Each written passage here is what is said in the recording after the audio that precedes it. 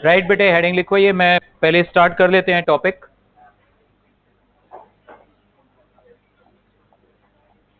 ठीक है, इसके बाद मैं फिर वर्क पावर एनर्जी के जो भी आपके डाउट्स हैं आई डिस्कस दैट। ठीक है, we are starting this new topic, errors. बातें नहीं बेटे, अब हेडिंग लिखो जल्दी। देखो सुनो ध्यान से, आप कोई भी चीज मेजर करते हो, कोई भी चीज, ठीक है। काव्य बेटे तुम अपना मास ही मेजर कर रहे हो, can you find it 100% accurately? क्यों नहीं? मशीन पे खड़े हो, नाप लो। क्यों नहीं नाप सकते भाई 100% एक्यूरेट? क्या प्रॉब्लम है? एक मिनट बोलने दो, आपकी भी बारी आएगी, चिंता नहीं करो। आपने सिंपली अपना मास मेजर करना था, आप वेइंग मशीन पे खड़े हो गए, नाप लिया, क्या दिक्कत है? कहां कमी है? हाँ, ग्रेविटी के उसमें किसमें? पूरी बात बोलो। हाँ, क्या क्या क्या? चल छोड़ दे, अब तुम तो पता नहीं कहां चले गए, अर्थ के रोटेशन उन सब पे छोड़ दे। तू चंडीगढ़ में खड़ी है, यहां पे जी की जो भी वैल्यू है अभी, उस हिसाब से तू खड़ी हो गई, तेरा मास जो भी आएगा आ जाएगा। परफेक्ट तो नाप लिया। क्या मतलब है ये टॉपिक पढ़ने का, एरर्स? भाई साहब कुछ वैल्यू तक मतलब? उस आपका जो वेइंग मशीन है उसमें लिमिटेशन है। मान ले डिजिटल वाला है वो, उसमें दिखाता है या तो 56 या 57। मान ले उसका लीस्ट काउंट है 1 kg। लीस्ट काउंट क्या होता है? Least count is the minimum value which can be accurately measured by the instrument. अब मान ले तेरे पास जो वेइंग मशीन है उसमें 56 के बाद 57 आता है, तो वो तो 56 दिखाएगा। वंश के पास वेइंग मशीन है, उसमें दिखाता है 90 के बाद 90.1, 90.2, ये खड़ा हुआ उस पे 90। मैंने ठीक ले लिया ना तेरा? ज्यादा ले लिया? चल 90 मान ले। सो 90 पॉइंट, अब इसमें दिखाया 90.4, इसका मतलब वो एक्यूरेट है और तेरा वो भी एक्यूरेट नहीं है। मान ले उसका मास होता 90.43, तो मशीन तो 90.4 दिखाएगी। ठीक है, लक्ष्य ने कहा चलो सर बड़ी बात नहीं है, मैं तो वो ले आता हूं जिसमें डेसिमल के बाद 2 डिजिट तक दिखाए। तो इसका मास है मान लो 70.628, मशीन तो 70.62 पे रुक जाएगी। कोई भी तुम मेजरमेंट करो, कोई भी, देयर आर मेनी फैक्टर्स जिनकी वजह से एरर आएगी ही आएगी। एरर का मतलब difference between the true value and the measured value.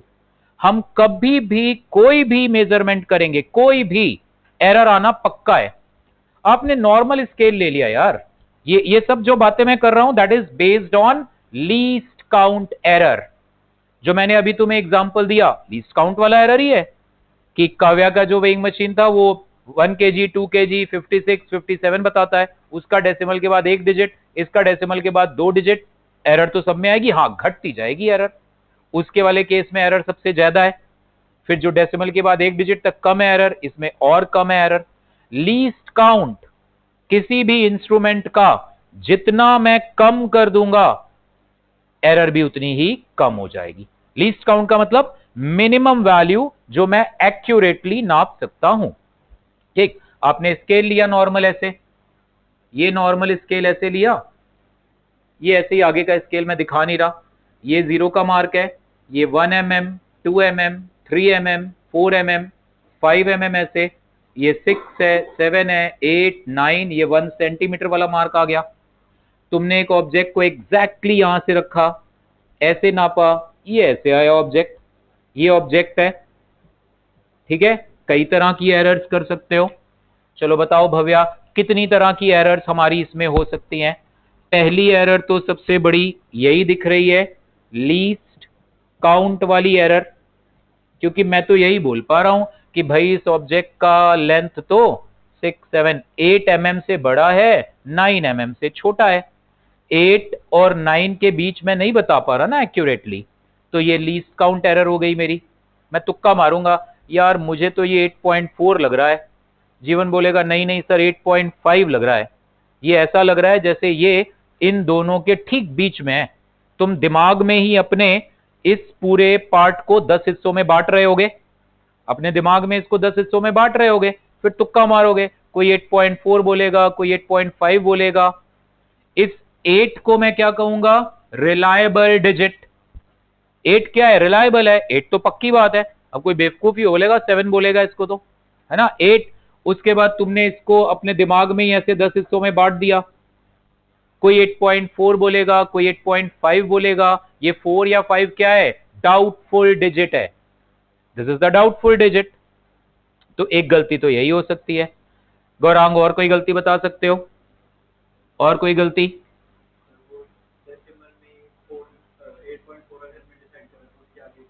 नहीं नहीं, वो चलो ठीक है, वो भी लीस्ट काउंट में। मतलब वो कहना चाह रहा है सर 4 और 5 के बीच में। अरे भैया हम 4 और 5 नहीं बता पा रहे तो उसके और एक आगे तो जाना मुश्किल है। ठीक है, और क्या कर सकते हैं? बोलो गविष्ठ। पैरालैक्स है, मतलब बच्चा ही गलती कर रहा है। मतलब एक ये भी गलती हो सकती है, तुमने ऑब्जेक्ट लापरवाही करी, इसको पर्सनल एरर के अंडर ले जाओ। तुमने ही लापरवाही से काम करते ही हो, और तुम लोग तो करते ही हो। मतलब तुम लोग से मतलब है बच्चे, 11वीं 12वीं के बच्चे हो, छोटे ही हो, लापरवाही खाते पीते भी, इधर उधर काम करते भी हो ही जाती है। बहुत विरले होते हैं बड़ा काम अपना परफेक्शन से करते हैं, है ना। शायद आप में से भी कहीं हो, सात्विक हो शायद ऐसा, आई डोंट नो। सो ये ऑब्जेक्ट पता चला तुमने 0 0 ही यहां मैच करा के ठीक से नहीं रखा, तो ये किस में चला जाएगा? ये लापरवाही वाली एरर हो जाएगी। इसको ग्रॉस एरर भी बोल सकते हो, इसको पर्सनल एरर में भी। एक तो ये बड़ा तंग करता है, ये भी ठीक है, इसको मैं ग्रॉस एरर में भी रख सकता हूं। भाई एक्सपेरिमेंट करते हुए लापरवाही कर दी, और क्या हो सकता है? और क्या हो सकता है? हाँ, स्केल में क्या फॉल्ट हो? स्केल मार्किंग में फॉल्ट हो, या मार्किंग तो तुमने ठीक करी थी, ये स्केल की तुमने मार्किंग करी थी 20 डिग्री सेल्सियस पे, आज टेम्परेचर है 30 डिग्री सेल्सियस। तो अनुष्का बेटे इससे क्या प्रॉब्लम आएगी? जब इस स्केल को फैक्ट्री में बनाया जा रहा था उस वक्त टेम्परेचर था 20 डिग्री, तो मार्किंग 20 डिग्री के हिसाब से करी गई। आज टेम्परेचर है 30 डिग्री, तो सोच के बताओ, सोच के बताओ, ये स्केल आज जो आंसर देगा वो ट्रू वैल्यू से बड़ा होगा या छोटा होगा? स्वया समझे नहीं क्वेश्चन? तेरी फैक्ट्री है ये स्केल स्केल बनाने की, बड़े लार्ज स्केल पे। फैक्ट्री में वहां पे टेम्परेचर 20 डिग्री था, मार्किंग कर दी गई, बोला गया this is 1 mm, this is 1 mm, this is 1 mm, marking कर दी गई। हाथ नीचे। आज टेम्परेचर है 30 डिग्री, हमने जिस स्केल को बनाया था 20 डिग्री पे यूज कर रहे हैं 30 डिग्री पे, तो डेफिनेटली कुछ तो गड़बड़ है ना। तो आज मेरा आंसर ये स्केल ट्रू वैल्यू से छोटा बताएगा या बड़ा बताएगा? यस जशन, ट्रू वैल्यू से छोटा। क्यों? एक्सपैंड हो गया। इतना ऐसे मत कर, ऐसे नहीं स्केल फैल जाता। इतना सा था 1 mm, इतना सा हो गया होगा, इतू सा बढ़ गया होगा, जरा सा। यस, आगे बोलो।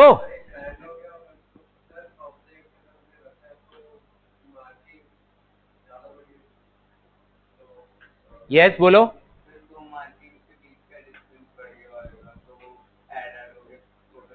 देखो ये 1 mm था 20 डिग्री पर, 1 mm था, आज 30 डिग्री है, हल्का सा बड़ा हो गया। चलो मैं थोड़ा ज्यादा, बड़ा बड़ा मामूली सा फर्क आता, हमें नहीं पता चलेगा।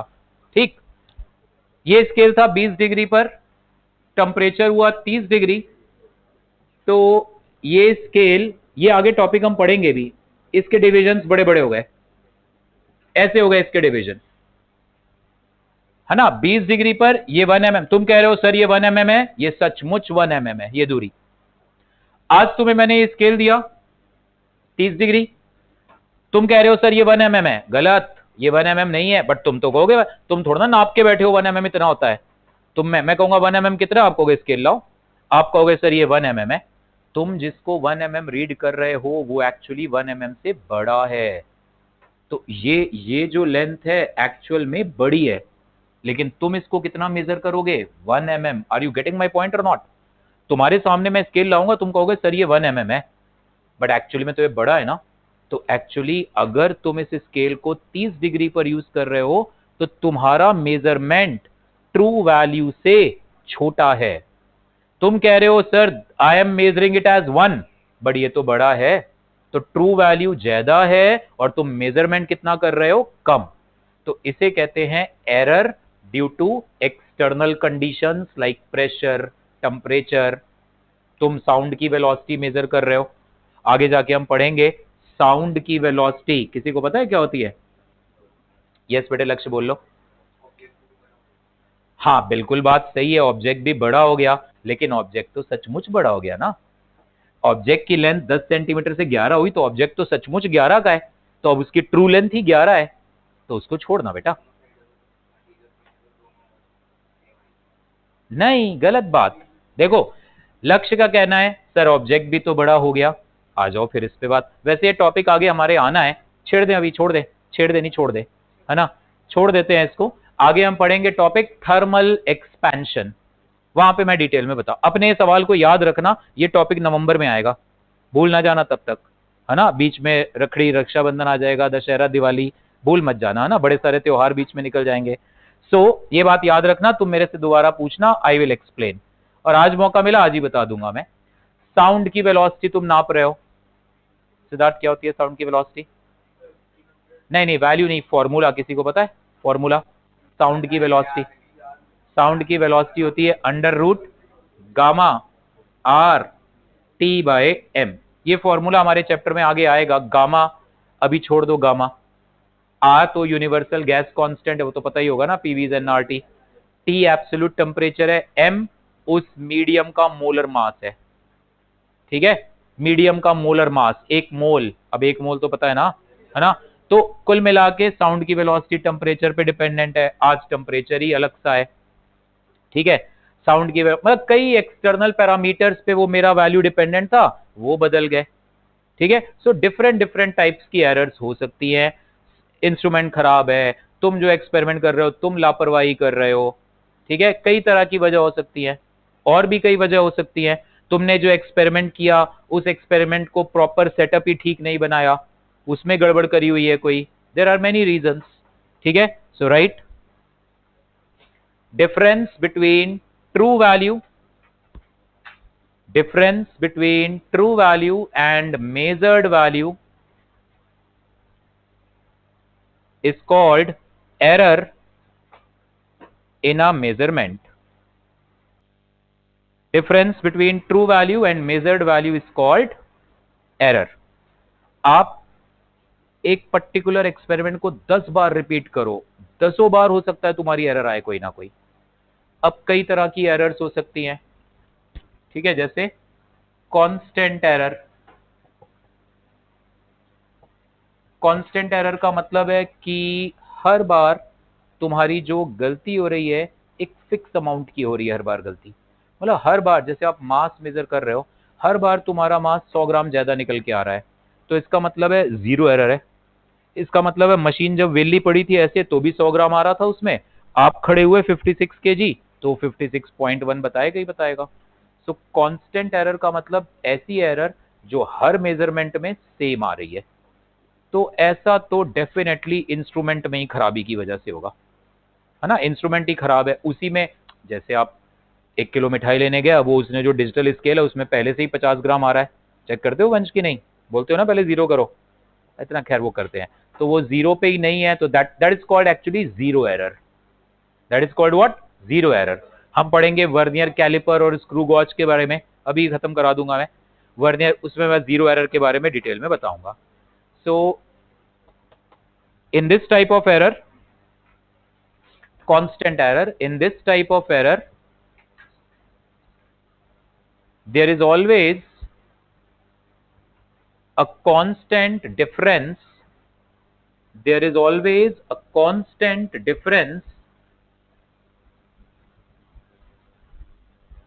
between true value, there is always a constant difference between true value and measured value, there is always a constant difference between true value and measured value.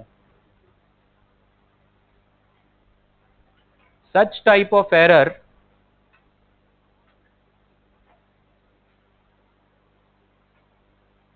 can be such type of error can be due to zero error of the instrument.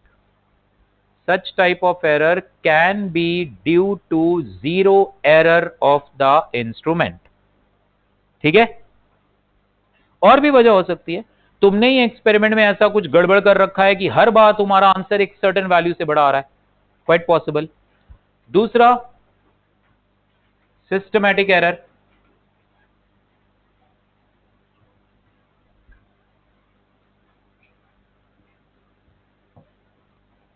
Systematic error ये theoretical है, वैसे तो NCERT book में या NCERT book के supporting कोई book आपको लेनी पड़ेगी स्कूल एग्जाम्स के लिए, उनमें सब ये मिलेगा डिटेल में. ठीक है, वो मैं बता दूंगा बाद में.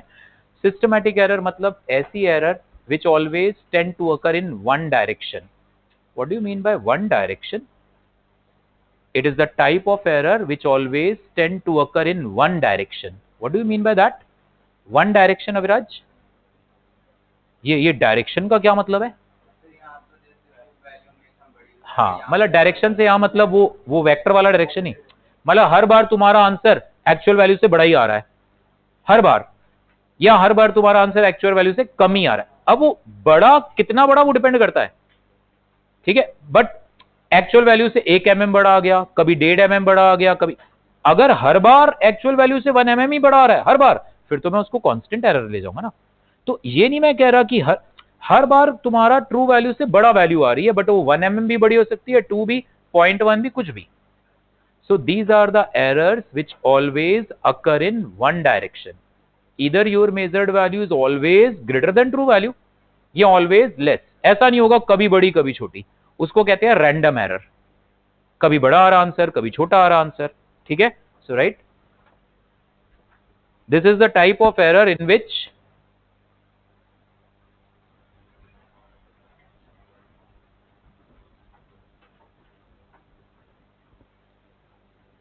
measured value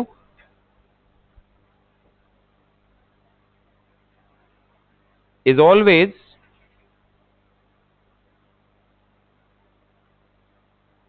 greater or always smaller. या तो हमेशा बड़ी ही रहेगी या हमेशा छोटी. इज ऑलवेज ग्रेटर और ऑलवेज स्मॉलर, लिख सात्विक बेटे, than the true value. Language ठीक है ना, गड़बड़ तो नहीं है ना. एग्जाम के लिए आप रटना नहीं, ऐसे लिख, what are systematic errors tend to be in one direction only. Short में अगर बोले तो ब्रैकेट में लिख लो, tend to be in one direction only. ऐसे भी लिख लो बेटे ब्रैकेट में Anushka, tend to be in one direction only. ठीक है, या तो मेजर्ड वैल्यू से हमेशा बड़ा या छोटा. सिस्टमैटिक एरर की वजह क्या क्या हो सकती हैं? What can be the reason? Systematic errors की वजह हो सकती हैं इंस्ट्रूमेंटल एरर,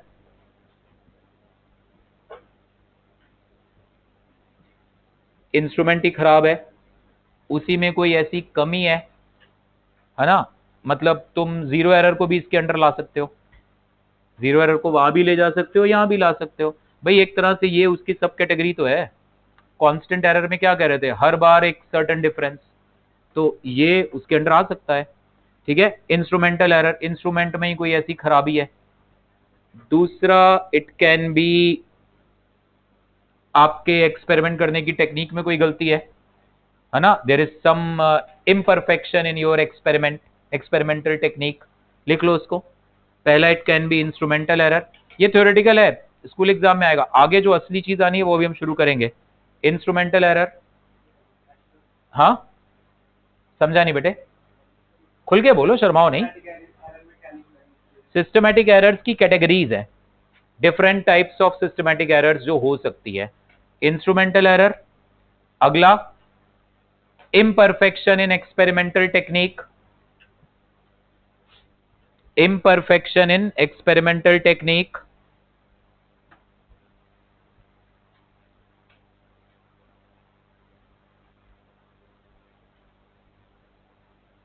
तीसरा, error due to external conditions like pressure, temperature, etc. रक्षिता छूट गया बेटे कुछ? मैं सिस्टमैटिक एरर्स के डिफरेंट वेराइटीज बता रहा हूं, डिफरेंट टाइप्स। पहला, इंस्ट्रूमेंट ही खराब हो सकता है। दूसरा, imperfection in experimental technique, TECHNIQUE, technique. ठीक। तीसरा क्या बोला? Error due to external conditions like variation in pressure, temperature. मान लो कबीर, तुम जो चीज मेजर कर रहे थे वो प्रेशर पे डिपेंडेंट है, प्रेशर ही बदल गया है ना, उसकी वजह से एरर आ जाएगी। So error due to external conditions like pressure, temperature etcetera. चौथा, पर्सनल एरर, तुमने कोई लापरवाही कर दी। कोई तो ऐसी लापरवाही हर बार कर रहे हो कि वो पैरालेक्स में आ सकता है।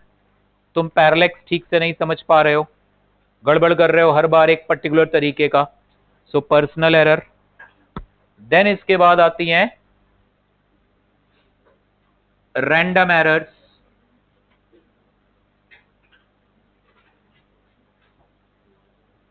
रैंडम एरर्स मतलब जिसमें तुम्हारा आंसर कभी प्लस आ रहा है, कभी माइनस आ रहा है, कभी। ये तो डेफिनेटली बंदे की लापरवाही है। फिर एक इंस्ट्रूमेंट में तो खराबी नहीं हो, इंस्ट्रूमेंट में खराबी है तो हर बार, जैसे मान लो तुम जो इंस्ट्रूमेंट यूज कर रहे हो वो हीट पे काम करता है और हीट काफी ज्यादा हो गया है, तो हर बार एक ही डायरेक्शन में एरर देगा ना।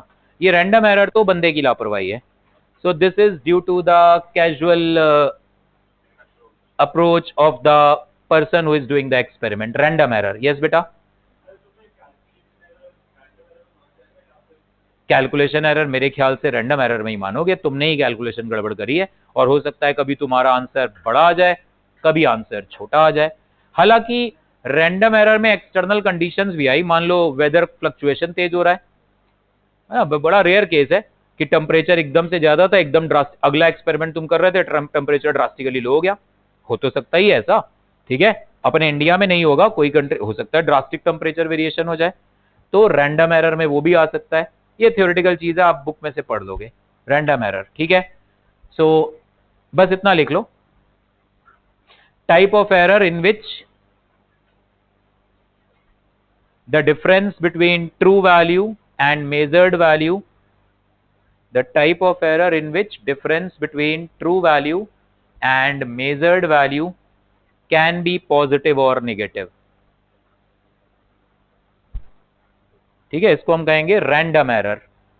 कभी तुम्हारा आंसर ट्रू वैल्यू से ज्यादा आ रहा है, कभी तुम्हारा आंसर ट्रू वैल्यू से कम आ रहा है, तो ठीक से किया करो बेटे एक्सपेरिमेंट। ये क्या मतलब है ना? ऐसा अगर हो रहा है तो मतलब तुम ही कोई लापरवाही शायद कर रहे हो, बड़ा रेयर केस है कि इंस्ट्रूमेंट में खराबी हो कोई, ठीक। Then fourth is that least count error.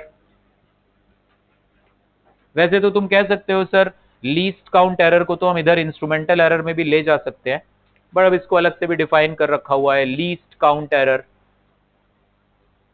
Generally हम इंस्ट्रूमेंटल एरर में वही सब लेते हैं, जीरो एरर ले ली या और कोई खराबी है इंस्ट्रूमेंट में। लीस्ट काउंट एरर तो एक वही जो अभी समझा रहा था सबसे पहले क्लास में, ठीक है। Then comes last gross error.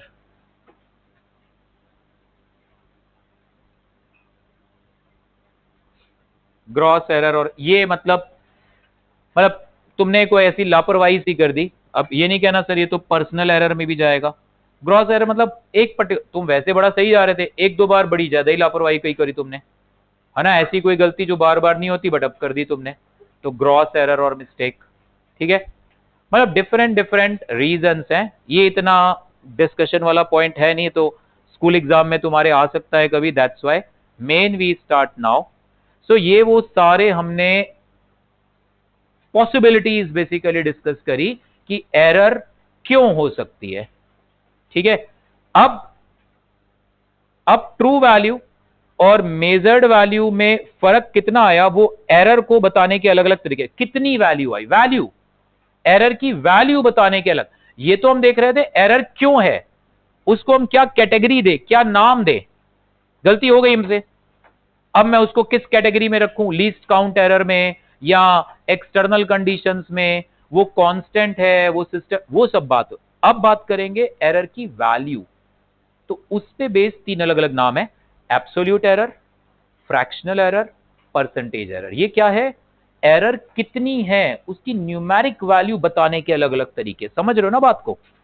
एक तो तुमने कहा एरर किस तरीके की है, अब हम किस तरफ अप्रोच कर रहे हैं अनंतवीर,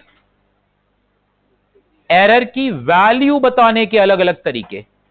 ठीक है, so write heading absolute error, relative error and percentage. ये मत कहना sir these are also types of errors, error की वैल्यू बताने के अलग अलग ये नाम है, absolute error, relative error and percentage error.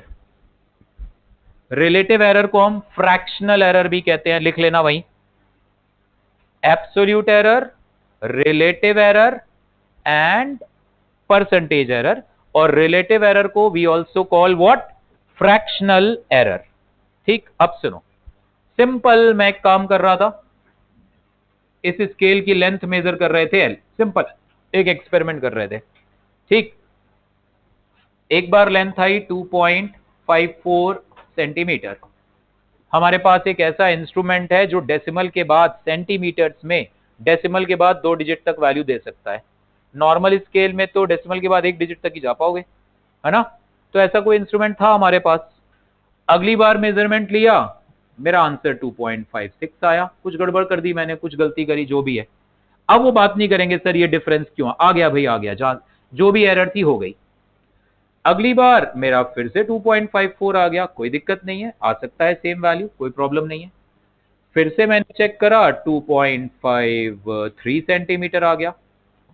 फिर से मैंने चेक करा, 5 बार एक्सपेरिमेंट किया, 2.52 सेंटीमीटर आ गया। ये 5 आंसर आ गए मेरे। ठीक, इन पांचों का जो एवरेज आएगा वो मेरे लिए ट्रू वैल्यू हो गई। या तो तुम बता दो या तो क्वेश्चन बता दे कि इस ऑब्जेक्ट की ट्रू लेंथ भाई ये है, नहीं तो मेरे लिए जो मैंने 5 या 10 बार या 3 बार, जो भी एक्सपेरिमेंट 4-5 बार करते हैं ना, क्यों करते हैं, एरर को मिनिमाइज करने के लिए ही। नहीं तो तुम बोलो सर एक बार कर लिया काफी है। सो 5 बार तुमने जो ऑब्जर्वेशन लिया, इन पांचों का जो एवरेज आएगा वो मेरी ट्रू वैल्यू हो गई। मेरे लिए इस ऑब्जेक्ट की ट्रू लेंथ वही है, अनलेस तुम ना बताओ या क्वेश्चन ना बताए तो। ठीक, पांचों का एवरेज बता दो बेटा जरा, फटाफट फटाफट बता दो पांचों का एवरेज, और उसको 2 डिजिट तक राउंड ऑफ कर देना। बता दो पांचों का एवरेज। मोबाइल निकाल लो, मोबाइल एक, ये कौन कौन पॉकेट से निकाल रहा है मोबाइल, बैग में बोला है ना होना चाहिए मोबाइल, इसीलिए मैंने मोबाइल निकलवाया। बैग में मोबाइल अभी यूज करके मुझे बताओ और बैग में रखो वापस। ये जितने भी बैग पॉकेट से निकल रहे हैं ना, कितना आ रहा है, डिवाइडेड बाय 5 करो, एवरेज निकालो, डिवाइडेड बाय 5 करो, पांचों को जोड़ के 5 से डिवाइड करो और डेसिमल के बाद 2 डिजिट तक राउंड ऑफ करो। 2.54 ही आ रहा है, 2.538, तो वो 2.54 ही बना ना, 2.53। यार तुम अब मोबाइल में भी गलती कर रहे हो, बताओ, फेंक दो इसको। 2.538 क्या आ रहा है भव्या बेटे,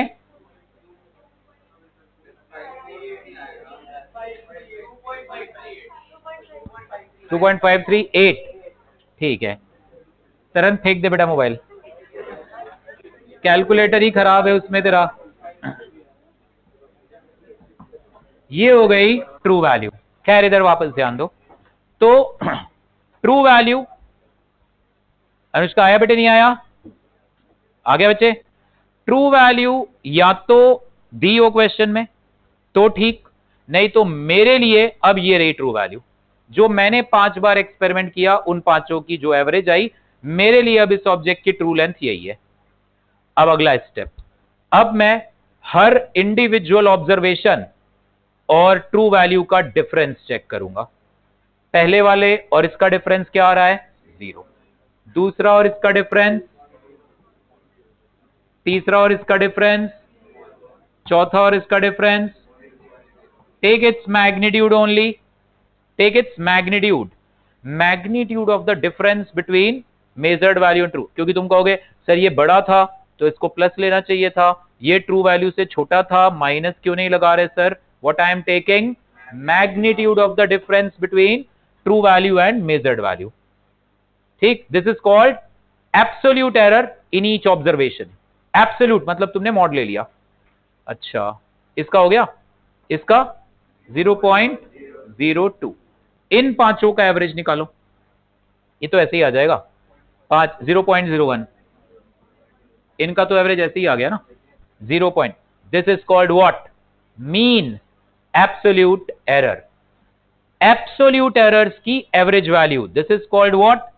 this is called mean absolute error. ठीक, मीन एब्सोल्यूट एरर, ये वही है जो हमने हेडिंग लिखी थी, absolute. Actually that is mean. ये क्या है? Absolute error in first observation. ये क्या है? Absolute error in second observation and so on. ये उन पांचों का average, this is called mean absolute error. And now my final answer will be कि भाई इस ऑब्जेक्ट की ट्रू लेंथ 2.54 से 0.01 के आसपास तक है। तो जब भी तुम ये आंसर दोगे, एरर का मतलब तुम ना रेंज बता रहे हो। अब तुम कह रहे हो पक्की बात है इस ऑब्जेक्ट की लेंथ 2.54 से 0.01 कम से 0.01 ज्यादा के बीच कुछ भी हो सकती है। ये हमने आंसर दे दिया क्योंकि हमारे इंस्ट्रूमेंट की लिमिटेशन थी, डेसिमल के बाद आगे नहीं जा पा रहा। बट ये बात पक्की है कि ये लेंथ 2.54 से 0.01 कम और 0.01 ज्यादा के बीच कुछ भी हो सकती है। So this is called what? Mean absolute error. 5 bar observation लिया, पांचों ऑब्जर्वेशंस का एवरेज ट्रू वैल्यू आ गई। ट्रू वैल्यू और इनके बीच का डिफरेंस एब्सोल्यूट एरर इन इंडिविजुअल ऑब्जर्वेशन है। इन पांचों का एवरेज है mean absolute error. This is the proper way. और 0.01 डिवाइडेड बाय, कुछ गड़बड़ तो नहीं है उसमें? 0.01 डिवाइडेड बाय 2.54, इसे कहते हैं फ्रैक्शनल एरर या relative error. Mean absolute error divided by the true value, this is called what? Fractional error या relative. And into 100 percentage error. मतलब तुमने कहा एक ऑब्जर्वेशन है x plus minus delta x. ये x कुछ भी हो सकता है, लेंथ है, टाइम है, whatever. What is delta x? Absolute error, mean absolute error. What is delta x by x? Fractional error into 100 is what? Percentage error. ठीक है, आगे जाके हम डिफरेंशिएशन को भी इन्वॉल्व कर देंगे इसमें। हम कभी कभी dx को एब्सोल्यूट एरर बोलेंगे, dx को, dx बाय x को fractional error, dx by x into 100 को परसेंटेज एरर। ऐसे मैथमेटिकली कई जगह करेंगे हम जब हम पढ़ रहे होंगे कॉम्बिनेशन ऑफ एरर्स। ये क्या है सिद्धार्थ? कॉम्बिनेशन ऑफ एरर्स का क्या मतलब है? कुछ आइडिया लगाओ दिमाग। कुछ भी गलत सलत कुछ निकलेगा, निकलने दो, फिर उससे सही पता, सही का तुम्हें वैल्यू होगी फिर। What do you mean by combination of errors? आकृति बताएगी। अब ठीक हो गई है तबीयत इसकी, बता बेटे। रुक जा Jashan, what do you mean by combination of errors? Yes Jashan, ये चीप निकला देख लेना तुम, बोलो अब बता दो। नहीं, मान लो मैंने तुमसे कहा एक रेक्टेंगल का एरिया निकालो, तुमने उसकी लेंथ निकाली, लेंथ में एरर आई। तुमने उसकी विड्थ निकाली, विड्थ में एरर आई।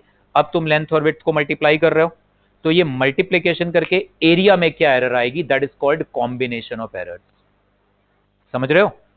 मैंने तुमसे कहा एक स्फीयर का वॉल्यूम निकालो, उसके लिए तुमने रेडियस निकाली, रेडियस में एरर आया।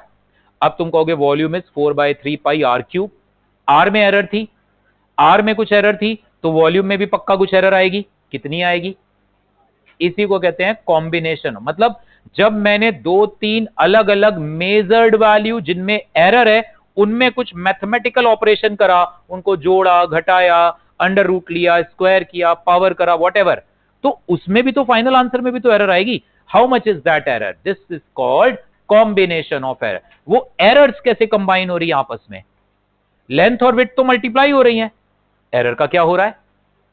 लेंथ में 1% एरर थी, विड्थ में 2% एरर थी, एरिया में कितनी एरर है? कैसे ढूंढे? आप ये ना कहना सर इन्हें भी मल्टीप्लाई कर दो, है ना। लेंथ एक मैंने कहा रेक्टेंगल की फील्ड निकालो, लेंथ में एरर आई 1%, विड्थ में एरर आई 2%, बोलो एरिया में क्या आएगी? ये जो बातें हम बड़े प्यार से घंटे के अंदर निपटा देंगे ना, इनको डेवलप करने में लोगों को बड़ा टाइम लगा होगा। अब सोचो मैं तुमको एक फ्रेश क्वेश्चन ऐसे दूं बिना थ्योरी बताए, और फिर आप लगाओ अपना ओरिजिनल दिमाग। वैसे जो सीखता है ना वो कभी भूलता नहीं है। सोचो लेंथ में 1% एरर है, विड्थ में 2%, एरिया में कितने परसेंट एरर होगा। अब ये नहीं कहना सर लेंथ और विड्थ मल्टीप्लाई करी तो इन्हें भी मल्टीप्लाई, ये क्या बेतुकी बातें कर रहे हो। आप लॉजिक लगाओ ना, क्या करोगे, उसमें कितनी एरर आएगी। हाँ फिर यार देखा, जो मैंने बोला था वही तुमने काम कर दिया। तुमने कहा सर माइनस कर दो, भाई कहां से, क्यों, मुझे वजह, तुमने सोच भी लिया, बताओगे क्यों किया माइनस। ना मैं नहीं बताऊंगा सर, क्यों माइनस किया, दिमाग में ऐसा क्या तुम्हारे आया माइनस कर दे। क्यों, रेक्टेंगल की लेंथ ही ज्यादा होती है, विड्थ बड़ी नहीं हो सकती। जाने दो, छोड़ो, ठीक है हम पढ़ेंगे, we will see that. Add होंगी ये दोनों, ये एरर्स दोनों ऐड होंगी, एरिया में एरर आएगी 3%। वी विल सी दिस, ठीक है। और यही जब आएगा, ये एक ऑब्जेक्ट की मैंने लेंथ मेजर करी, पेन, इस ऑब्जेक्ट की लेंथ में एरर आई 5%, ये दूसरे पेन की लेंथ मैंने मेजर करी, इसमें एरर आई 6%। मैंने कहा इन दोनों की लेंथ तो जोड़ो, what is the combined length, length तो जोड़ दी, what is the percentage error in the combined length. अब ये 5 और 6 जुड़ेंगे नहीं, अब इनका क्या होगा देखेंगे। तो this is the main topic which we have to study today. वो तो छोटी छोटी बातें हो रही थी, सिस्टमैटिक है, अब वो है पार्ट ऑफ सिलेबस है तो कवर करना है। ये बड़ी बातें हैं कि जब हम 2-3 मेजर्ड वैल्यू का कुछ मैथमेटिकल ऑपरेशन करेंगे तो फाइनल आंसर की एरर कितनी होगी, this is called what, combination of errors. समझ में आ रही है तरन बेटे बात, पक्का भूलना नहीं, ठीक है। तो फिलहाल तो इसको नोट कर लो बेटा। फिलहाल तो हमने ये जाना एब्सोल्यूट एरर की वैल्यू बताने के अलग अलग तरीके, एब्सोल्यूट एरर बता दो, फ्रैक्शनल एरर बता दो, पर कोई भी एक बता दो, बाकी दोनों मैं ढूंढ लूंगा, ठीक है। तुमने मुझे डेल्टा एक्स बता दिया, delta x by x fractional error, delta x by x into 100 is percentage error. Note करो कबीर आराम से, ठीक है।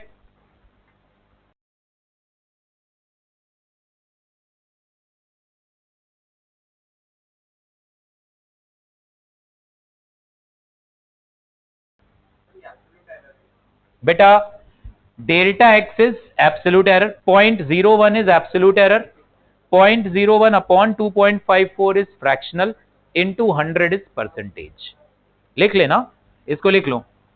इफ अ मेजरमेंट इज, एक मिनट बेटा, if a measurement is x plus minus delta x, if a measurement is x plus minus delta x, then delta x is mean absolute error, delta x is mean absolute error, delta x by x is fractional error या relative error, fractional error या relative error, delta x upon x। मैंने बोला था delta x by x is fractional error या relative, तुमने और लिख दिया delta x by x into 100,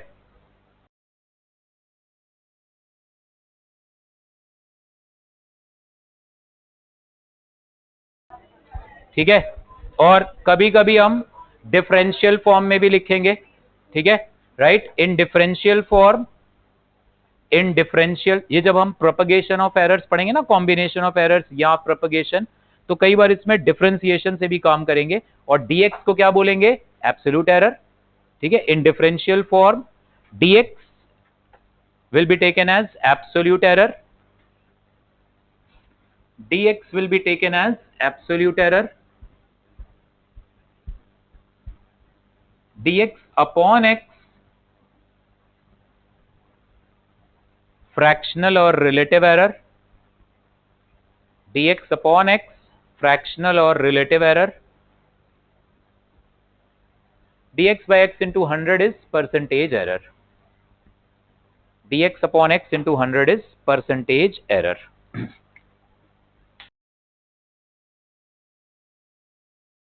combination और प्रोपगेशन ऑफ एरर्स। बातें नहीं बेटे प्लीज। कॉम्बिनेशन और propagation of errors.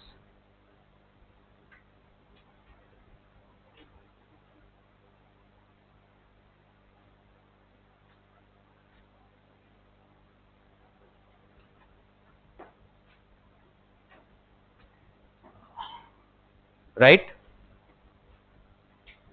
Whenever we add, subtract or multiply different measured values,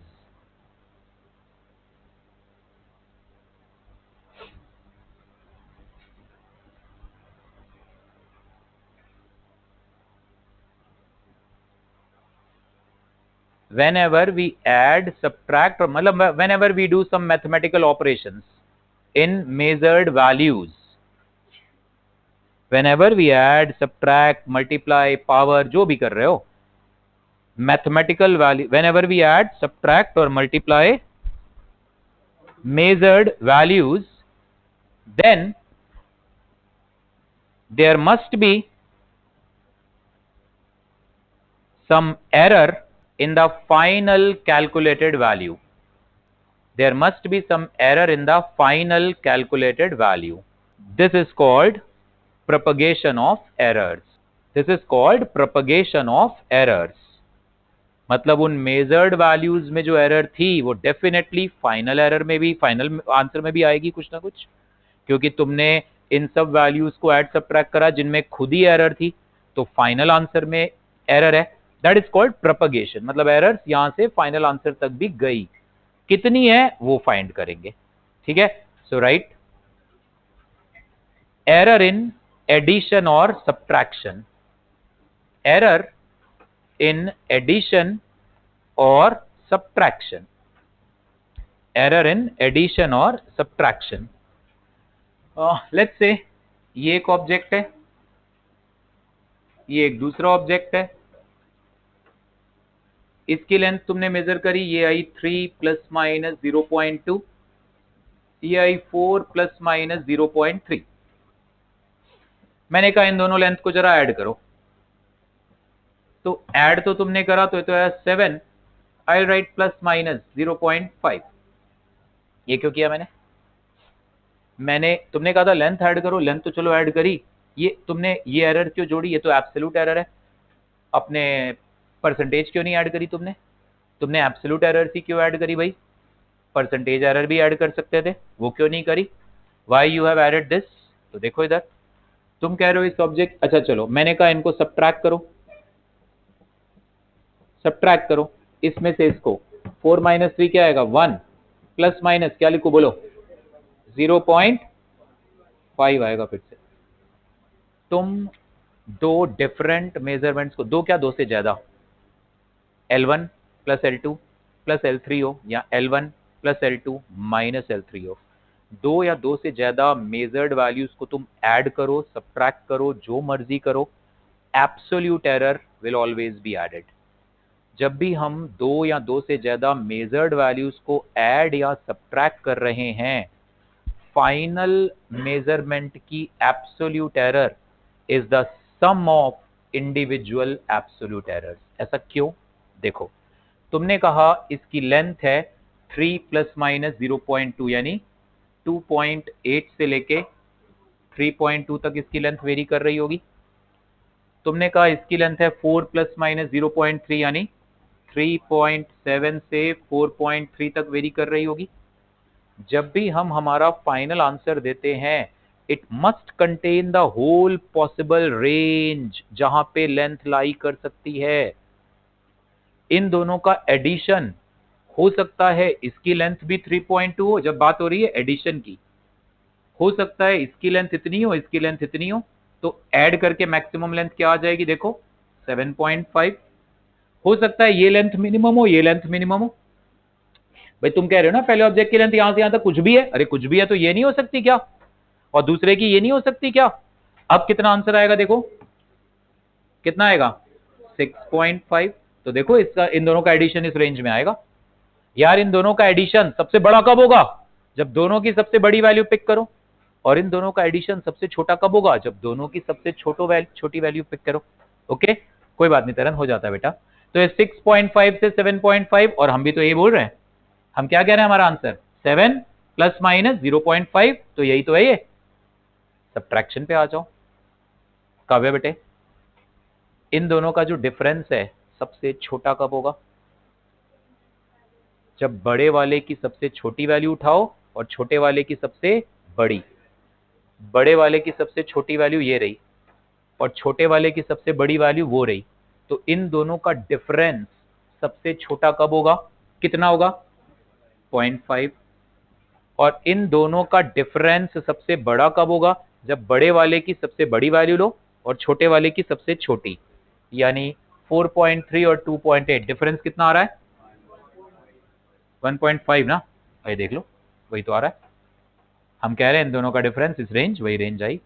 तो इसलिए अब पहला रूल आपके सामने आ रहा है, मैंने न्यूमेरिक वैल्यू लेके बताया, इसको आप बड़े आराम से ऐसे कह सकते हो, आप कह सकते हो सर एक ऑब्जर्वेशन है a plus minus delta a, दूसरा ऑब्जर्वेशन है b plus minus delta b, हमें ढूंढना था z, z was equal to a plus b, z was equal to what, a plus b, with errors if we write, with errors क्या लिखोगे, z plus minus delta z is a plus minus delta A plus b plus minus delta b, ऐसे लिखोगे आप, ठीक है।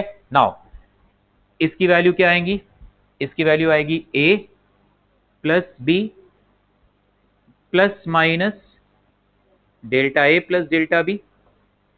इसके 4 answers बनेंगे हमारे, ये मैंने शॉर्ट करके लिख दिया 4 आंसर, कब क्या, डेल्टा ए प्लस डेल्टा बी, डेल्टा ए minus delta B, minus delta ए plus delta B, minus delta ए माइनस डेल्टा बी, 4 आंसर बनेंगे ना इसके, हाँ या ना।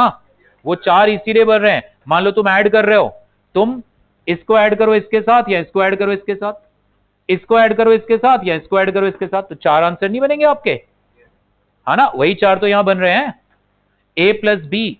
अब एरर की सबसे बड़ी वैल्यू कब आएगी, डेल्टा ए प्लस डेल्टा बी, और एरर की सबसे छोटी value minus of delta A minus of delta b, is that okay. और जब भी हम फाइनल आंसर देते हैं, हम जो भी मैक्सिमम पॉसिबल रेंज है कवर करके चलते हैं, इसीलिए मैंने एडिशन के वक्त इसकी भी सबसे बड़ी वैल्यू उठाई, इसकी भी सबसे, मैं देखना चाहता था मैक्सिमम पॉसिबल कहां तक जा सकते हैं, मिनिमम पॉसिबल कहां तक जा सकते हैं। जब भी आप मैथमेटिकल ऑपरेशन करोगे मेजर्ड वैल्यू पे, तो फाइनल आंसर में जो एरर की रेंज बताओगे वो सारी पॉसिबल वैल्यूज को कवर करे, कोई वैल्यू छूटनी नहीं चाहिए। तो बताओ एरर की सबसे बड़ी वैल्यू कब आएगी, प्लस डेल्टा ए प्लस डेल्टा बी, और सबसे छोटी वैल्यू माइनस डेल्टा ए माइनस डेल्टा बी। ये प्लस डेल्टा ए माइनस डेल्टा बी और माइनस डेल्टा ए प्लस डेल्टा बी, तो बीच में लाई करेंगे ना इन दोनों के। तो इसलिए Z में मैक्सिमम एरर क्या हो सकती है, प्लस डेल्टा ए plus delta B, minimum minus delta ए माइनस डेल्टा बी, है तो दोनों न्यूमेरिकली सेम ही, इसीलिए हम कहेंगे प्लस माइनस डेल्टा ए प्लस डेल्टा बी। इसीलिए जब भी हम 2 या 2 से ज्यादा नंबर्स को ऐड या सब्ट्रैक्ट करेंगे, फाइनल आंसर, आंसर वही देना,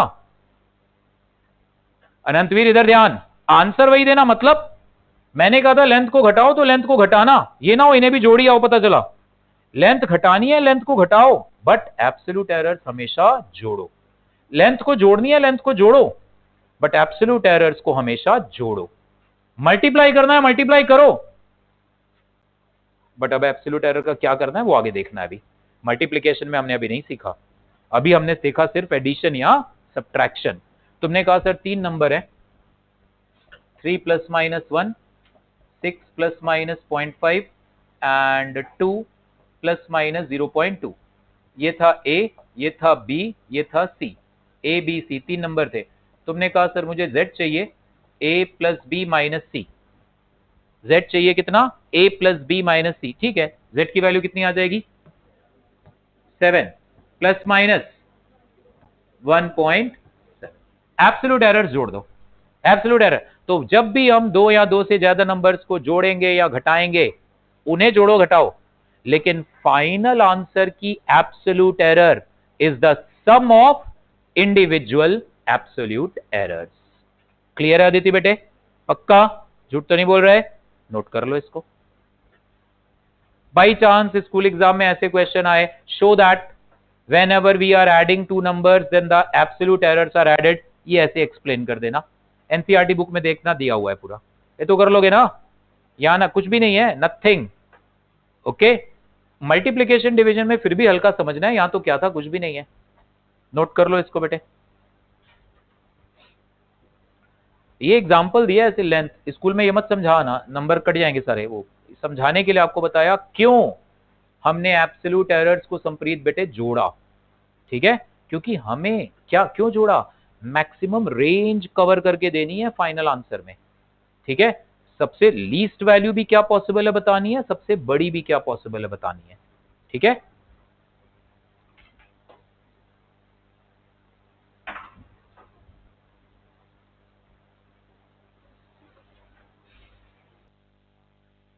बात है नहीं बेटे?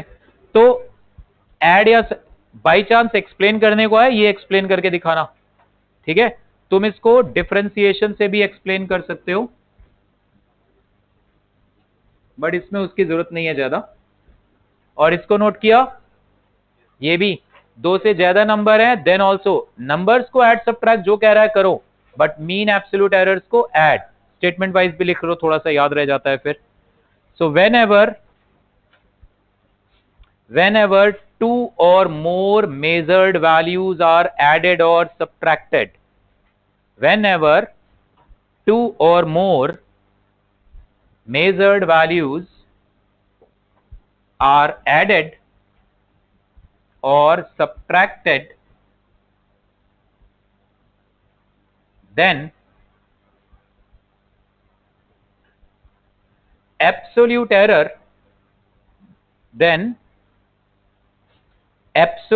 error in the final value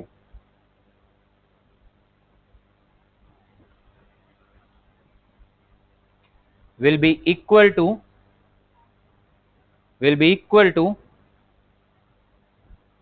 sum of individual absolute errors,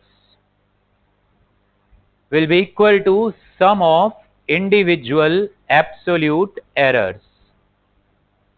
ठीक है, ब्रैकेट में एक चीज लिख लो, errors are always added, errors are always, ये ऑलवेज का मतलब अभी समझोगे आप, एरर्स आर ऑलवेज एडेड।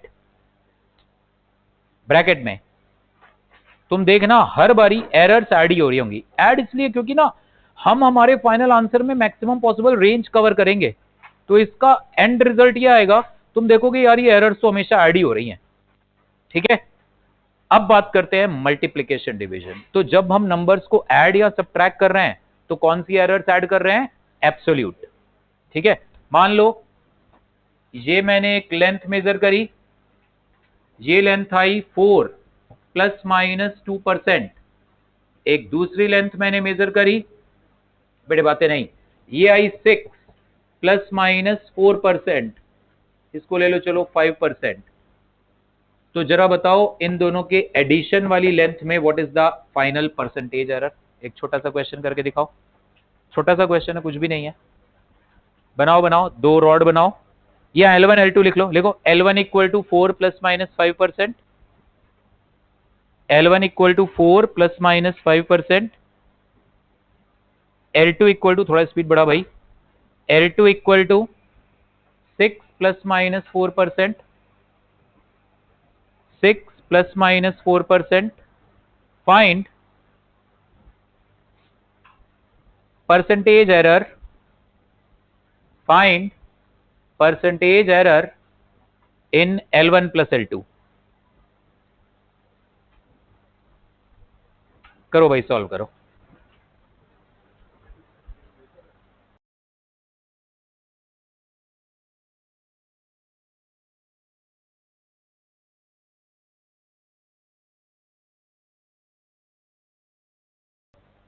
करो सॉल्व, दिखाओ गवेश।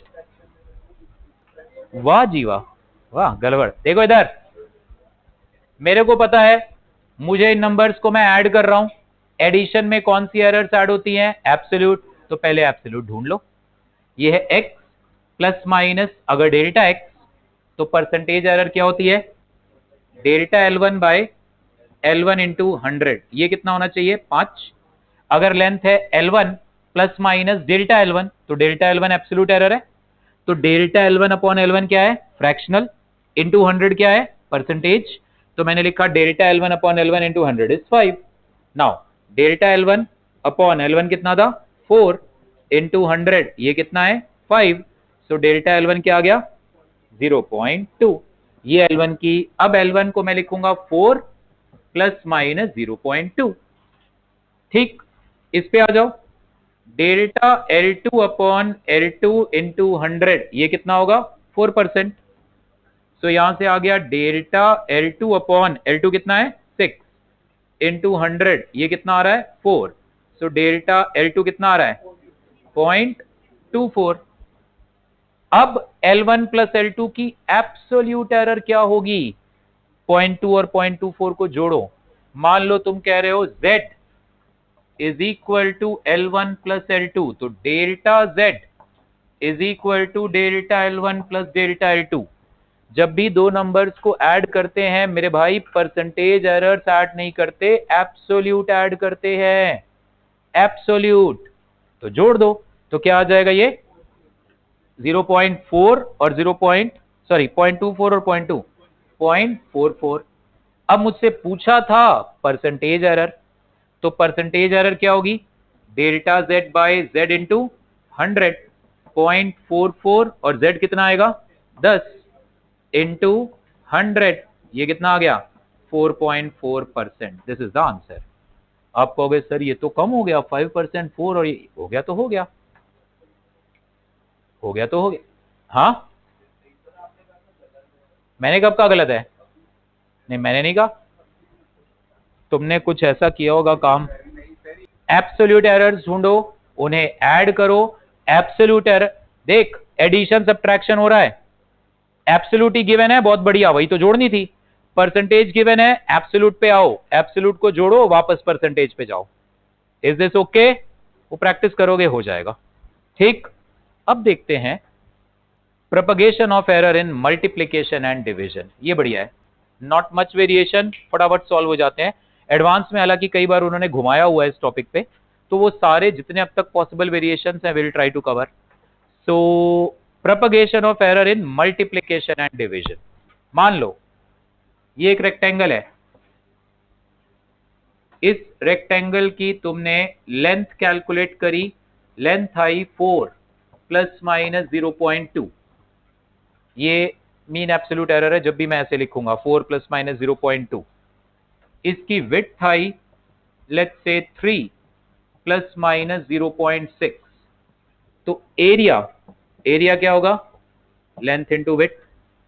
अब मुझे चाहिए एरिया में एब्सोल्यूट एरर क्या है। एडिशन सब्ट्रैक्शन तो मैंने आपको समझाया, इसको चलो आगे बढ़ते हैं। ठीक, मैं चलो जैसे पहले एनसीईआरटी बुक में वैसे बता देता हूं एक बारी, फिर इसको डिफरेंशिएशन से भी करके दिखाऊंगा। ठीक, मैंने लिया z is equal to a into b. दो नंबर्स है a और b, भूल जाओ रेक्टेंगल, वो तो मैं एक, उसे क्या है ना, आपका सोचने का वो थोड़ा सा एक प्लेटफॉर्म मिलता है सोचने को। दो नंबर्स हैं a और b, उनमें एरर्स है, मैंने उन दोनों को मल्टीप्लाई कर दिया। अब मुझे ढूंढना है इन दोनों को मल्टीप्लाई करके जो मेरा फाइनल आंसर आएगा z, उसमें कितनी एरर है। एरर्स के साथ इन्हें लिखा, तो z को क्या लिखेंगे? a plus minus delta a। इसे क्या लिखेंगे? b plus minus delta b लिखेंगे इसे। ठीक, मल्टीप्लाई करो जरा इनको, ये क्या आ जाएगा? एक a को बाहर करो, एक काम करो, a 1 plus minus delta a by a आया, b को बाहर करो, 1 plus minus delta b bye b आया, a b को बाहर करो, इन्हें आपस में जरा मल्टीप्लाई कर लो, क्या आ जाएगा? 1 plus minus delta a by a plus minus delta b bye b plus minus delta a by a into delta b bye b।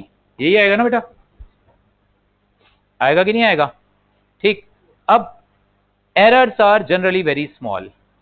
अगर एरर स्मॉल ना हुई, तुमने कहा सर एक मैंने इसकी लेंथ मेजर करी, इसमें एरर आ रही है 4 प्लस माइनस 3, इसमें 3 प्लस माइनस 2 या कुछ भी 2.5, इतनी बड़ी बड़ी एरर्स के लिए थ्योरी नहीं बनी। और एरर्स इतनी बड़ी बड़ी होते फिर छोड़ दो, क्या कर रहे हो आप? फिर आप मेजर ही मत करो जब इतनी बड़ी एरर है। मैंने कहा वंश अपना मास बताओ, 85 प्लस माइनस 60 के जी, ये क्या बात हुई? हम इसका क्या करें? है ना, इतनी ज्यादा एरर्स के लिए, इधर ध्यान दो, प्लस माइनस 60 है ना, इतनी ज्यादा एरर्स के लिए ये थ्योरी बनी नहीं। Errors are generally small, point. अब 85 केजी है, चलो प्लस माइनस 100 ग्राम चलेगा, इट्स ओके, कि प्लस माइनस सर 0.1 केजी और मान लो, ठीक। सो ये एरर्स हम मान के, कहीं एक दो क्वेश्चन ऐसे आएंगे जहां पे बोलेगा एरर बहुत बड़ी है, 50% की एरर है, तो फिर उसको भाई नॉर्मल वे में, फिर उनके लिए ये थ्योरी नहीं है, ठीक। सो वो देख लेंगे सॉल्व करके। तो एरर्स क्योंकि बहुत स्मॉल है, तो इसलिए ये टर्म को हमने कर दिया ignore. This why we ignored, because errors are generally very small. तो ये गया। तो इधर क्या बचा? z की वैल्यू क्या थी बेटे? A B. सो यहां से क्या, अच्छा इसको भी तो एरर के साथ लिखो, तो इसको क्या लिखोगे? z plus minus delta z। अब कंपेयर करो LHS और RHS, तो z आ रहा है और इधर ए बी आ रहा है, z तो ए बी के बराबर था, यानी LHS में एरर क्या आ रही है? Plus minus delta z। This is plus minus delta A by A plus minus delta B by B. इसका फिर वही हाल होगा, ये चार वैल्यू देगा ना, ये चार वैल्यूज देगा ना, plus delta A by A plus delta B by B, plus delta A by A minus delta B by B, minus of this minus of that minus of this plus of that, चार value देगा। उन चार values में सबसे बड़ी कौन सी है? जब दोनों प्लस लिए। और सबसे छोटी कौन सी है? जब दोनों माइनस। हमें एरर्स बताते हुए रेंज की मैक्सिमम पॉसिबल वैल्यू कवरेज करनी है, इसलिए हम कहेंगे considering maximum possible values, error क्या हो सकती है? एक मिनट, ये गलत कर दिया मैंने, यहां पे z कॉमन लेना चाहिए था ना। This is z plus minus delta z, z common 1 plus minus delta z by z, ये आएगा। तो यहां से डेल्टा z बाय z आएगा, ये इतना नोट करो पहले, इसको ही नोट करो, ये रेक्टेंगल रहने दो, उसको नोट करो आराम से। इसको दोबारा भी ट्राई करना है एक बारी, मैं मैथमेटिकली वो मल्टीप्लीकेशन डिफरेंशिएशन से भी बताता हूं।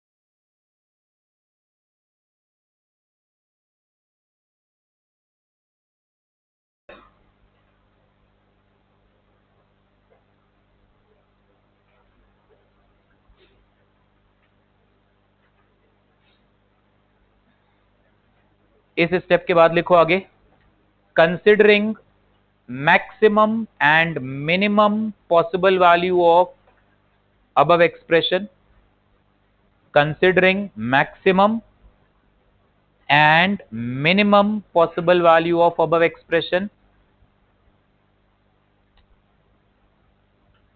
delta z by z will be plus minus delta a by a plus delta B by B. इसमें किसी को भी डाउट है मुझे बता दो। हम हमेशा पूरी जो भी पॉसिबल ज्यादा से ज्यादा वैल्यू है कवर करके चलेंगे भाई, गलत आंसर नहीं देना है। मान ले तूने कहा सर 85 प्लस माइनस 0.1, छुपाना नहीं है बिल्कुल भी, प्लस माइनस 0.2 आ रहा है तो वो बताना है, जो मैक्सिमम पॉसिबल गलती हो सकती है मुझे वो बतानी है, कन्वे करनी है, ताकि रेंज छूट ना जाए कुछ, ठीक है। तो इस एक्सप्रेशन की चार वैल्यूज हैं, सबसे बड़ी है plus delta A by A plus delta B by B, तो वो जब ये माइनस हटा लो कवर हो गई। और सबसे छोटी वैल्यू क्या है? माइनस, जब दोनों है। So considering maximum and minimum possible, delta Z by Z इसी रेंज के अंदर आएगा। तो इसका मतलब क्या सीखा हमने? मल्टीप्लीकेशन में कौन सी एरर्स ऐड हुई? Fractional. Delta Z by Z तो फ्रैक्शनल एरर है, डेल्टा ए बाय ए तो ए की फ्रैक्शनल एरर है। इस प्लस माइनस को छोड़ दो, ये प्लस माइनस तुम्हें रेंज बता रहा है भैया यहां से यहां तक। सो जब भी दो या दो से ज्यादा नंबर्स को मल्टीप्लाई करोगे, इनफैक्ट डिवाइड भी, जैसे वहां एडिशन में तो सब्ट्रैक्शन में भी, यहां भी डिवीजन में भी बताता हूं, जब भी हम दो या दो से ज्यादा नंबर्स को मल्टीप्लाई डिवाइड करेंगे, फाइनल आंसर की fractional error is equal to sum of fractional errors of individual values या परसेंटेज। 100 से मल्टीप्लाई कर दो दोनों तरफ तो एक ही बात, फ्रैक्शनल और परसेंटेज में कोई फर्क नहीं है, 100 से मल्टीप्लाई तो करना था। तो स्टेटमेंट लिखो, whenever two or more measured values, whenever two or more measured values are multiplied or divided,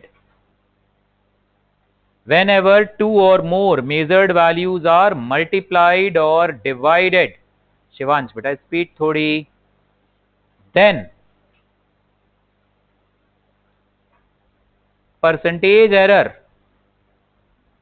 आनंद भी तुम भी स्पीड बढ़ाओ बेटे, then percentage error in the final value will be equal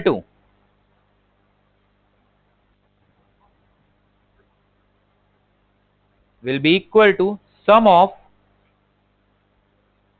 percentage errors of individual measurements,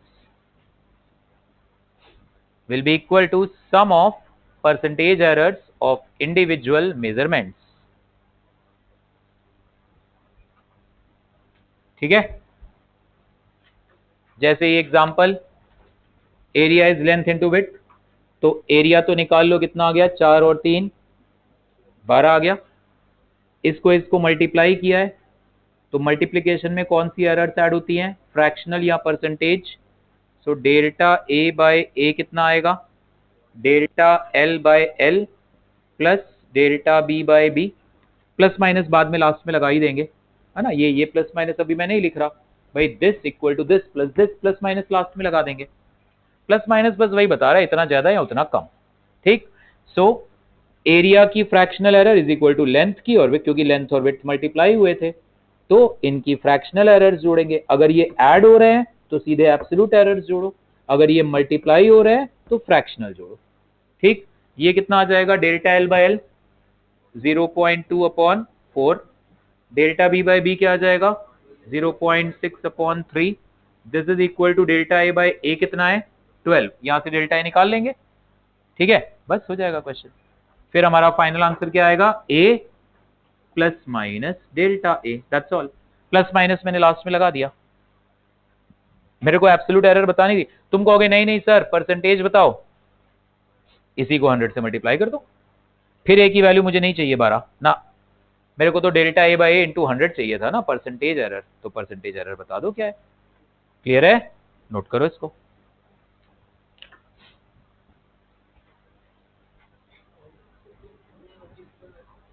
चलो मैंने मतलब change कर लो, थोड़ा सा कम कर लो, मतलब ये थ्योरी काम करेगी 10-12% तक की एरर चलेगी।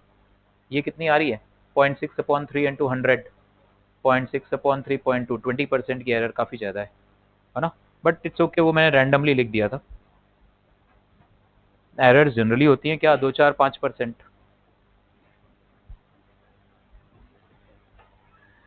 मल्टीप्लिकेशन मैंने करके दिखाया, डिवीजन आप मुझे परसों दिखाओगे करके कि सर देखो डिवीजन में भी यही काम हो रहा है, तुरंत चेक करूंगा मैं। z को लिखना बेटे a by B, NCERT book refer कर लेना, अगर अपना दिमाग अगर बाई चांस किसी जगह अटक जाए तो a बाय बी तुम्हारा एंड रिजल्ट यही आएगा। नंबर्स को तुम मल्टीप्लाई करो या डिवाइड करो, और एक से ज्यादा भी, ठीक है। कौन सी एरर्स ऐड होंगी, फ्रैक्शनल या परसेंटेज, ठीक है। डाउट्स कितने हैं उसमें, लाओ डाउट डिस्कस करते हैं पहले। आप फिलहाल तो परसों तक वर्क पावर एनर्जी का टेस्ट के हिसाब से रिवीजन करो, क्योंकि 6-7 लेक्चर थे, पूरा एरर्स की प्रैक्टिस शीट में दे रहा हूं, बट परसों के बाद करेंगे हम। आप अभी परसों तक वर्क पावर पूरा थॉरो रिवीजन करो, ठीक है। लाओ डाउट्स बताओ बेटा। ये क्वेश्चन देखो, force F is acting on a body depends on its displacement, this 23। आपस में डिस्कशन बिल्कुल नहीं होना चाहिए। F is some constant times S power minus of 1/3। Find the power delivered by force, the power will depend. अच्छा, power इस पे कैसे डिपेंड कर रहा है? एस पर, ठीक। कैसे करें गौरांग?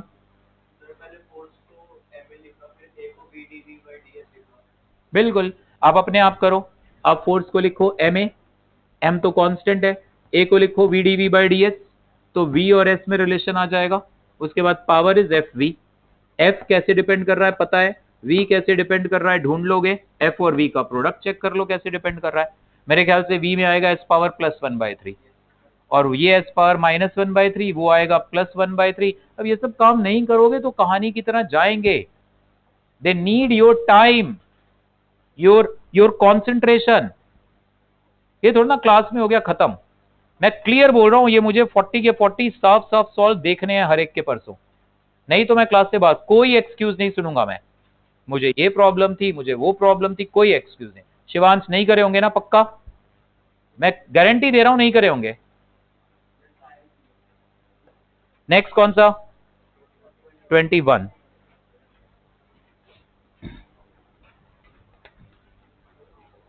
बात है नहीं बेटे। 21 क्वेश्चन देखो। A particle is hanging vertically from a fixed point by a light cord 3 meters long. The particle is given a horizontal velocity such that the cord becomes slack when the particle is 5 meters above the lowest point. The height through which particle rise after leaving. ये वही vertical circular motion है, और lowest point पे speed आपने √2gl और √5gl के बीच में दी है। कह रहा है ये पार्टिकल को यहाँ से, रस्सी की लेंथ कितनी है? 3 मीटर।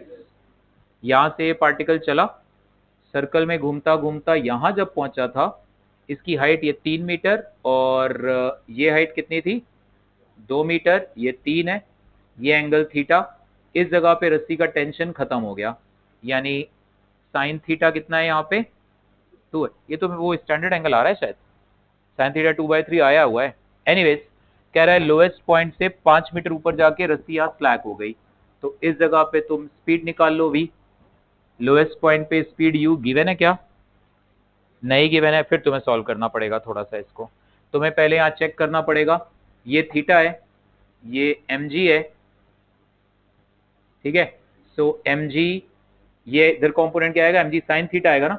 आई थिंक फिर u की शायद जरूरत भी ना पड़े। So mg sine theta will be equal to mv²/l आएगा कि नहीं आएगा? तुम लिखोगे रेडियल की condition t + mg sine theta is mv²/l, तो यहाँ से v² कितना आ जाएगा? gl साइन थीटा कितना है? 2/3, तो ये आ गया 2gl/3। रस्सी की लेंथ कितनी दी है? 3 मीटर, तो v² कितना आ गया? 20, g को 10 ले रहे हैं, 20 मीटर्स पर सेकेंड आ गया। फिर हमसे कह रहा है ये थीटा है, तो ये भी क्या होगा? थीटा, तो ये एंगल क्या होगा? 90 माइनस थीटा, मैं बीटा लिख रहा हूँ। कह रहा है इस जगह से मैक्सिमम हाइट, तो मैक्सिमम हाइट प्रोजेक्टाइल की क्या होगी? v² sine square beta by 2g, u² sine square theta by 2g, v² sine square beta by 2g। वही पूछा है शायद ना। हाइट थ्रू विच, बताओ ये हो जाना था क्वेश्चन गौरांग यार, क्यों नहीं हुआ? ये तो करा हुआ है सेम टाइप का क्वेश्चन। कोई बात नहीं, नोट कर लो एक बारी। 20th 29th क्वेश्चन देखते हैं।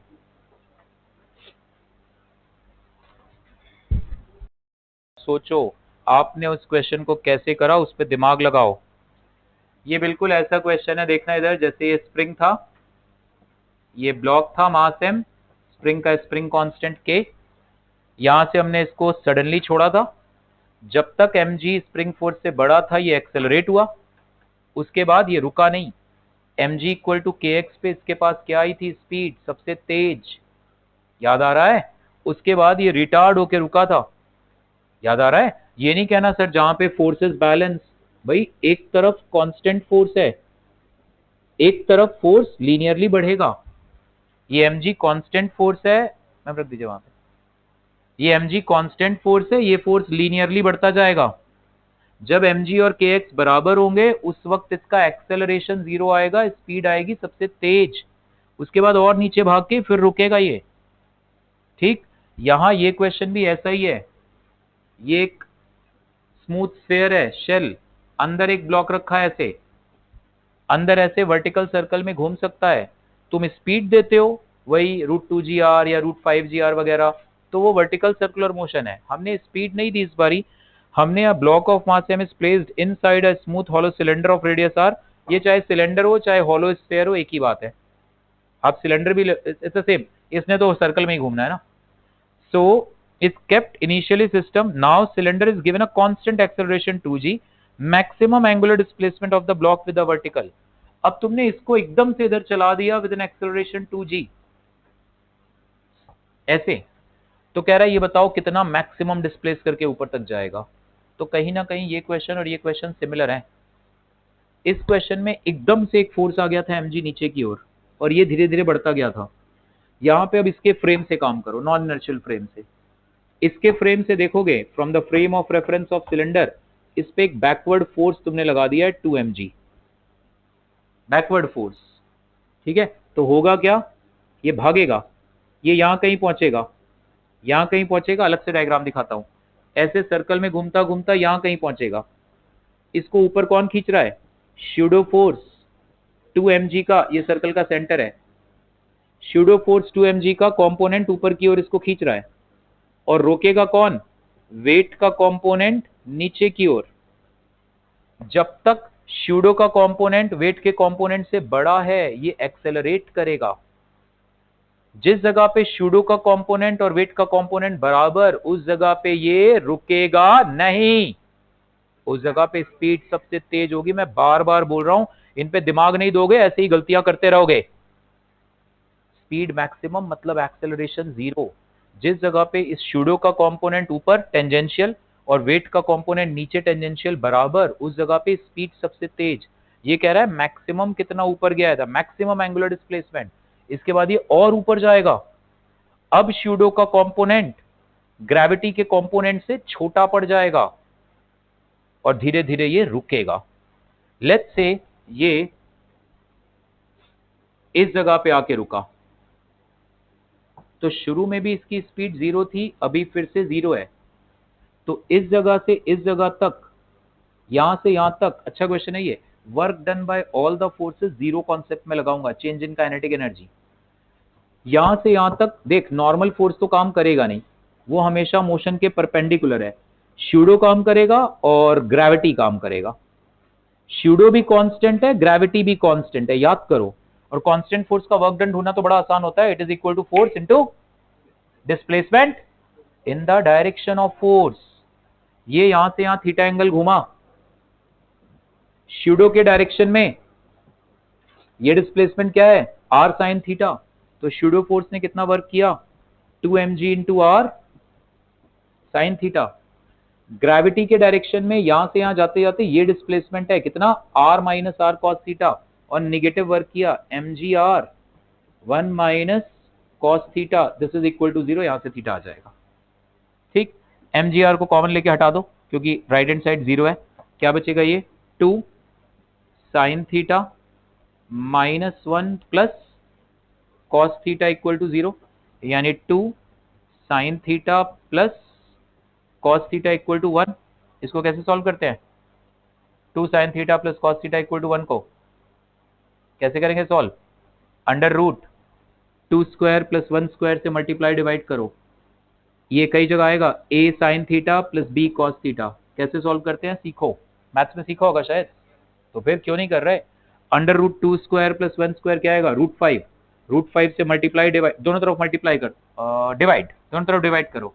ये क्या आएगा, 2/√5 sin theta plus 1/√5 cos theta, this is equal to 1/√5।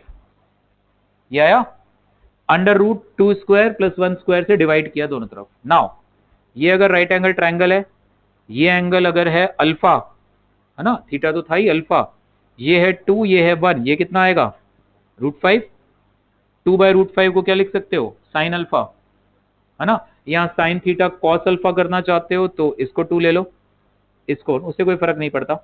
सो ये क्या आ गया, sine theta cos alpha plus cos theta sine alpha, ये क्या बन जाएगा, sine of theta plus alpha, that is 1/√5। यहां से आंसर आएगा। मुझे लग रहा है इसका ऑप्शन गलत दिया हुआ है शायद, या हो सकता है किसी और वे में आ जाए आंसर।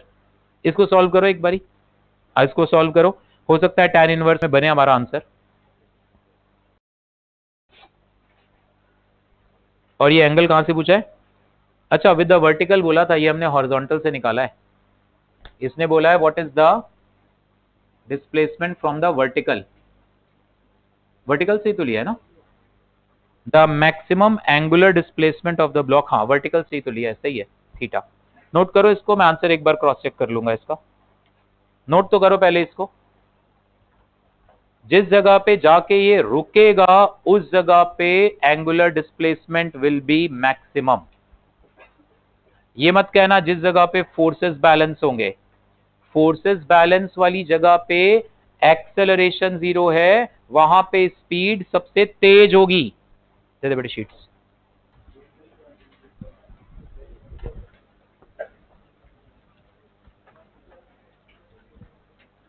और कौन सा क्वेश्चन है बताओ, एक बार मैं क्रॉस चेक कर लूंगा इसका answer. 2039, a uniform chain AB of mass m and length L is placed with 1 and A at the highest point, referring the top of the hemisphere as the datum level, the potential energy of the chain is। देखना है ध्यान से 39, ये ऐसे chain है, ऐसे sphere है,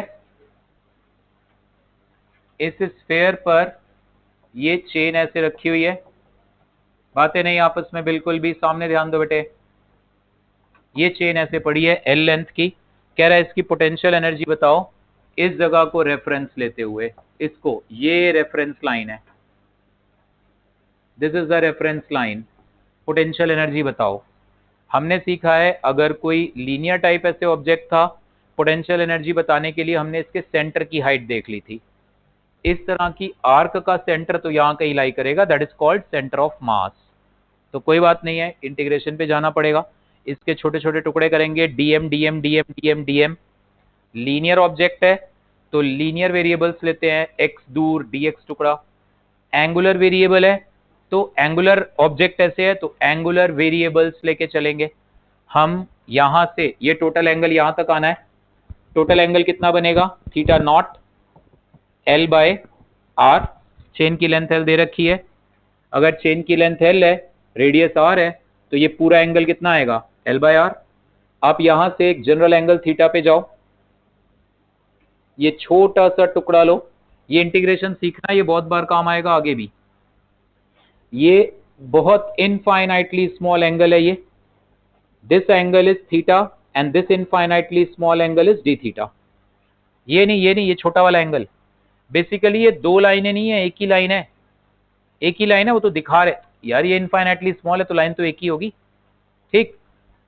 ये छोटी सी आर्क की लेंथ है डीएल, तो पहले तो क्या आएगा, D theta is equal to dL by R आएगा।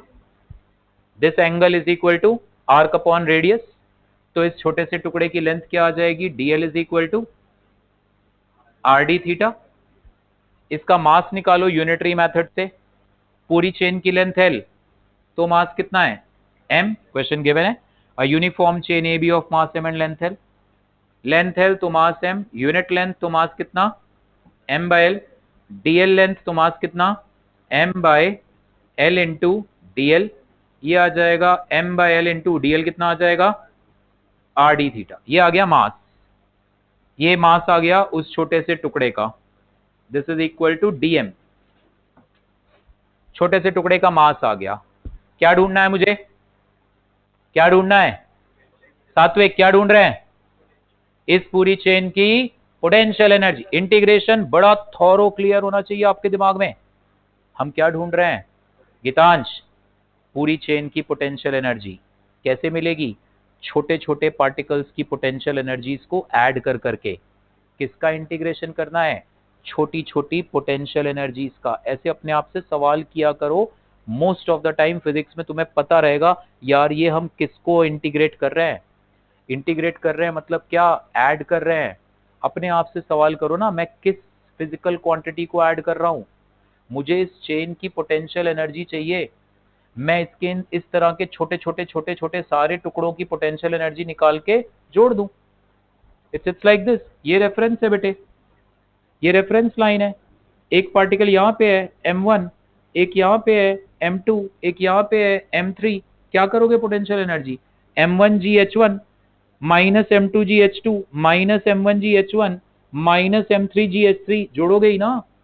वही तो काम कर रहा हूं मैं, कुछ नई चीज थोड़ा कर रहे हैं। बस m1 m2 की जगह dm dm dm है, इंटीग्रेशन हो रहा है क्योंकि बहुत सारे छोटे छोटे टुकड़े हैं। इससे ज्यादा और बड़ी चीज कुछ नहीं हो रही है। हम छोटे छोटे पार्ट्स की पोटेंशियल एनर्जीज को ऐड करेंगे। चेक करो इसकी डेप्थ क्या है रेफरेंस लाइन से, ये r है तो ये हाइट क्या आई r cos थीटा, तो ये डेप्थ क्या आएगी r minus r cos theta. तो इस छोटे से टुकड़े की पोटेंशियल एनर्जी क्या आएगी, माइनस dm g h। इसको इंटीग्रेट करेंगे हम। मेरे को पोटेंशियल एनर्जी पूछी थी आपने, मैंने छोटी छोटी पोटेंशियल एनर्जीज ढूंढी, अब इन सबको ऐड करूंगा। एकदम तोड़ दो बेसिक तक समझ के, उसके बाद प्रैक्टिस नहीं करोगे सब बेकार है, सब धुल जाएगा। ये कितना आएगा, माइनस dm कितना है m by l r d theta into g, h कितना है r 1 माइनस कॉस थीटा। ये दो टुकड़ों में जाएगा इंटीग्रेशन, एक आएगा इंटीग्रेशन क्या था, अच्छा मुझे लगा पता नहीं ऐसे क्या गया।